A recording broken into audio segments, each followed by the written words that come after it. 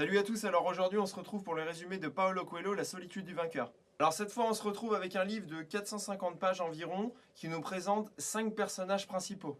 Donc notre premier personnage est un milliardaire russe qui s'appelle Igor, qui a fait sa fortune en construisant une société de télécom en Russie.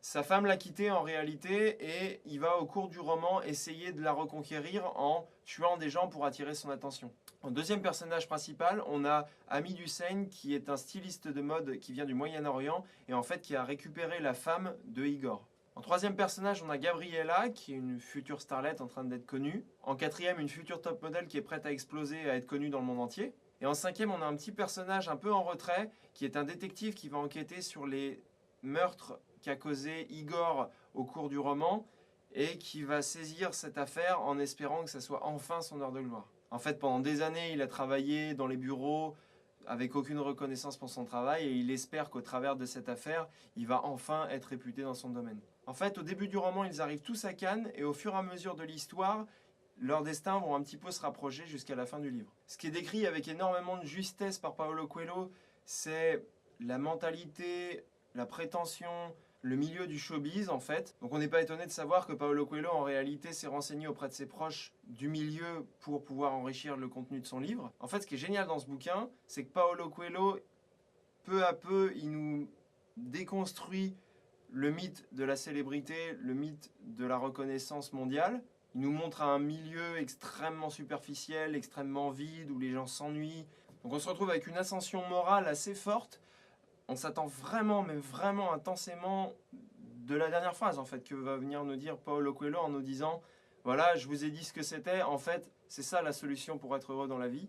Et là, à mon grand malheur, bim, tu te prends un mur parce que la fin, elle est catastrophique. On se retrouve avec un truc qui a ni queue ni tête. Toute la solidité morale, philosophique, la critique du milieu, où on s'attend à une conclusion de poids en fait par rapport au contenu du livre.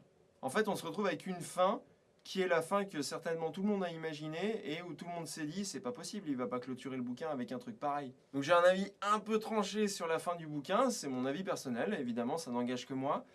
Ça ne retire pas du tout au livre tout son contenu du showbiz, du culte du moi, du culte de la célébrité, du culte de la performance. Parce que là-dessus, il est très très pertinent, c'est vraiment super ce qu'il dit à l'intérieur du bouquin, c'est saisissant. Voilà, donc la seule chose que je reprocherais un petit peu, c'est que on n'a pas la clôture magistrale qu'on a pu retrouver par exemple dans L'Alchimiste de Paulo Coelho, où là on a vraiment un apport philosophique très très puissant à la fin du livre, quoi. Donc maintenant on va parler des points positifs et des points négatifs du bouquin. Donc comme je l'ai déjà dit, on a une description pointue du milieu du showbiz, avec beaucoup d'émotions, beaucoup de ressentis, j'ai beaucoup aimé. On arrive vraiment à toucher le sentiment, l'émotion du sacrifice des starlets, des top modèles qui rêvent de se faire connaître dans le milieu du showbiz et de la mode. Ce que j'ai beaucoup aimé aussi, c'est à quel point on se rend compte que les gens riches, les gens qui ont un statut, les gens connus, ils ont une vie ennuyeuse à mourir et qu'elle est plate, qu'ils n'ont pas du tout confiance en eux à l'intérieur.